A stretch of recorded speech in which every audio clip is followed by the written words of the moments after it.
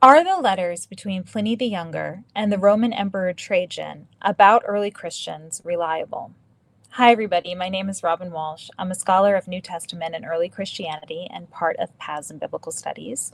And I would say for about the last 100 years or so, scholars have been pretty much in agreement that the letters I just referenced are our earliest external, that is non-Christian source talking about Christians. So our first so-called pagan source that actually uses the word Christian or Christians and has a Roman emperor and a Roman governor talking about their practices.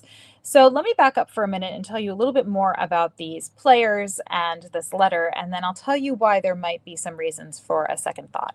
So first, there's Pliny. Pliny the Younger, sometimes called Younger Pliny, he was governor of a territory called Bithynia Pontus, which is in kind of the northeastern part of the ancient Mediterranean of the Roman Empire.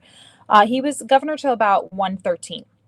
And at some point, he writes to the Roman emperor at the time, a man named Trajan, and he reports that he has these people who call themselves Christians.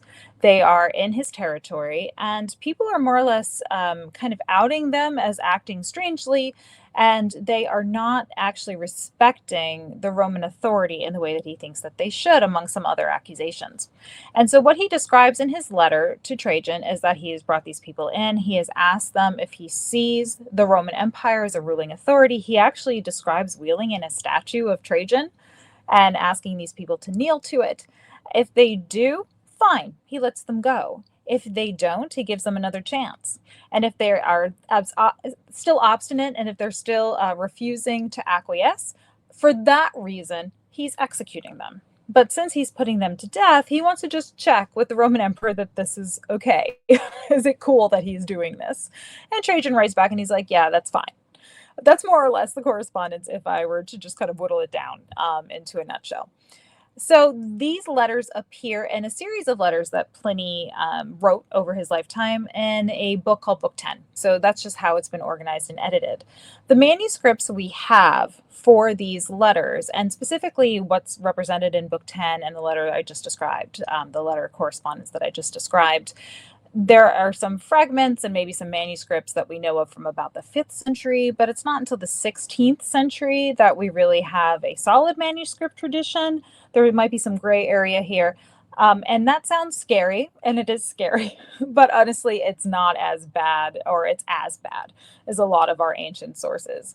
And if you want to know more about this in the field of New Testament, you might check out the work of Brent Nongbury, who has a book called God's Library, but also has a fantastic website and writes a public blog where you can read more about our manuscript traditions. I think he also has a new edited volume out or a new book about manuscript traditions as well. So check him out.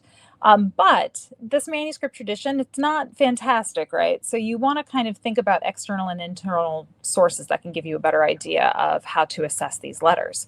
So one thing to keep in mind is that in the late 2nd century, the church father Tertullian actually talks about these letters in his Apologies, in chapter 2 of his Apologies. He says that he's aware of them and he describes them. And he describes exactly what you find in Pliny book 10 of his letters. Great, right? So now you have this external confirmation. You also have some other church fathers like Eusebius and Jerome talk about it. But here's the problem. He describes it in such detail, Tertullian, in that chapter 2, that if you wanted to sort of fill in the blank or supply a missing document that you've read about elsewhere from a more or less reliable source in the church fathers, he gave you a really great roadmap to quote unquote forge that letter, right? Okay, but that's all speculation. There was a recent article, however, by a scholar named Enrico Tuccinardi, who used stylographic analysis or stylometric analysis to look at how Pliny uses his language and constructs his sentences and basically how he talks in his other letters, and then did a comparison with what we find in Book 10 and specifically with that correspondence. And he concluded that it's actually not Pliny at all. And I'll post a reference to this article so you can check it out as well. And maybe if I'm going to be a little bit more conservative, he basically argues that it's really unlikely that these letters are authentic or genuine. Okay, so what does this mean?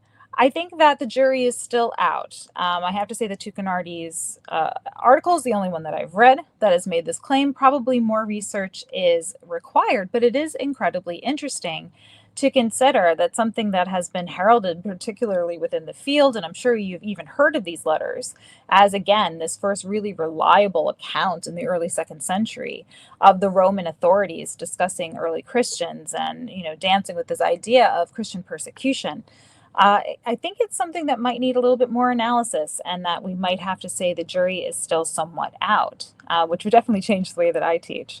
If you'd like to know more about Christian persecution, I also recommend the work of Canada Moss. Her book, The Myth of Persecution, is excellent and really goes through how we might really start to reconsider how much persecution of the Christians was a real and present danger for them in the early stages of the Christ movement and going into the second century and beyond.